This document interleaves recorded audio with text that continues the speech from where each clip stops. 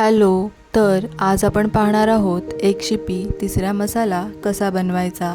तर हा एक कोकणी आणि पारंपरिक महाराष्ट्रीयन पदार्थ आहे. इथे मी एक शिपीसाठी तिसऱ्या कशा घ्याव्यात हे दाखवणार आहे.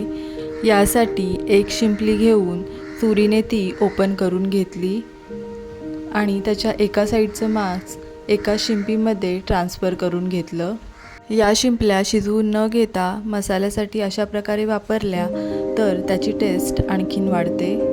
एक एक करून सगळ्या शिंपल्यांमधले मांस एका शिंपीमध्ये ट्रान्सफर करून घेतले. हा एक विटॅमिन B12चा नैसर्गिक सोर्स असल्यामुळे त्याचे आपल्या आरोग्यात होणारे फायदेही खूप आहेत.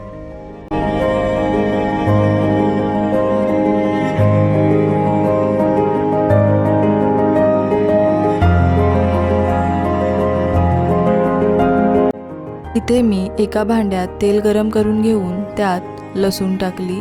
त्यानंतर त्यात लाल तिखट, हळद, गरम मसाला असे आपल्याकडे असणारे मसाले ॲड केले. भाजून घेतलेल्या कांदा आणि खोबरं यांचं वाटण ॲड केलं आणि ते परतून घेतलं.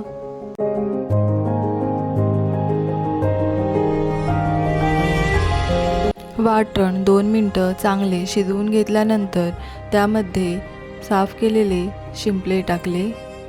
आपल्याला हव्या त्या क्वांटिटीमध्ये त्यात आपण पाणी ॲड करू शकतो.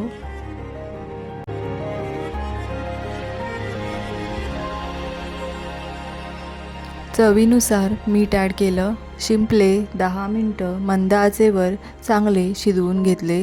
त्यामुळे त्याची चव मसाल्यामध्ये उतरते.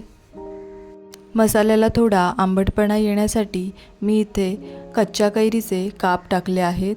तुम्ही कोकम किंवा लिंबूही वापरू शकता. तर अशा प्रकारे भाकरी किंवा भातासोबत खाण्यासाठी चविष्ट असा तिसरा मसाला तयार आहे.